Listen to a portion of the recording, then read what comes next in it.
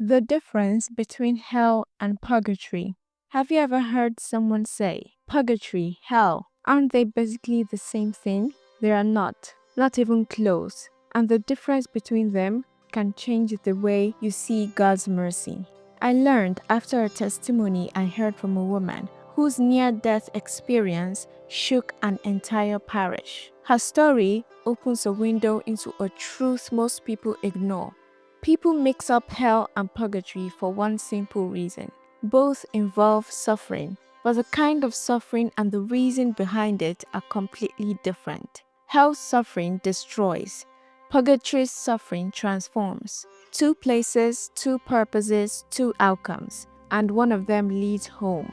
Years ago, during a parish mission, an older woman named Clara stood up to share a near-death experience. She wasn't dramatic, she wasn't emotional.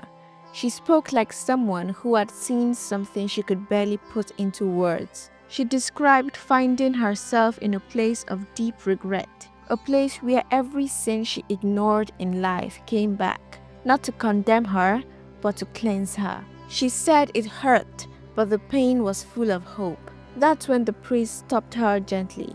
He said that wasn't hell. Let's make something crystal clear. Hell is permanent. Hell is chosen. Hell is separation. There's no transformation in hell. No growth, no cleansing, no second chance, no spark of hope anywhere. Hell is a soul locked inside its own pride, forever refusing the God who keeps reaching out. Think of someone who hates light so fiercely that they would rather live in darkness than let joy touch them. That's hell, a prison with an open door that no one inside wants to leave. Purgatory is nothing like that. It is mercy's last embrace, a hospital for souls, a fire that heals, not destroys. It's like standing in front of someone you love deeply, God Himself, and suddenly realizing every stain, every selfish act, every unhealed wound is in the way. And the soul says, Lord, cleanse me. The suffering, it's the ache of love when it meets absolute purity. Hell's fire is hatred. Purgatory's fire is love. Hell burns because the soul closes itself. Purgatory burns because the soul opens itself. One crushes, the other purifies. It's the difference between falling into a wildfire and stepping into a surgeon's operating room. The pain might be real, but the purpose is completely different. The Bible doesn't give us fairy tales. It gives us glimpses. 1 Corinthians 3 verse 15 speaks of a person being saved, but only as through fire, not damned, saved, cleansed. Matthew 5 verse 26 speaks of a spiritual prison. We leave only when the last penny is paid. These aren't descriptions of hell, they are descriptions of purification. Mercy and justice working together. People fear purgatory because they imagine a torture chamber. It's not.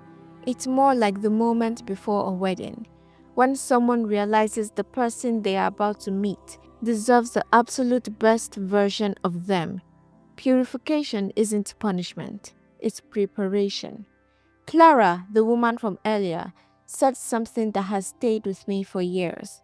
She said there was pain, but she wanted it. Not because she liked suffering, but because she could feel herself changing, healing, becoming who she was created to be. That's purgatory. Suffering with hope, suffering with God, suffering that leads upward. Let's put it plainly. Hell is eternal separation, no exit. Purgatory is temporary purification. Every soul there will see God, every single one. Purgatory is God saying, you made it home, let me make you ready. Here's the real impact. You don't have to fear God's judgment. You don't have to pretend to be perfect. You don't have to carry shame like a chain. You can start your purification now through prayer, confession, charity, and forgiveness. Because the more we let God purify us on earth, the less will need to be purified later. And honestly, that's a mercy too. Hell is the absence of God. Purgatory is the path toward Him. One destroys, one transforms. And your life today, your choices, your prayers, your surrender, they shape which flame touches your soul. Choose the flame that leads home. God bless you.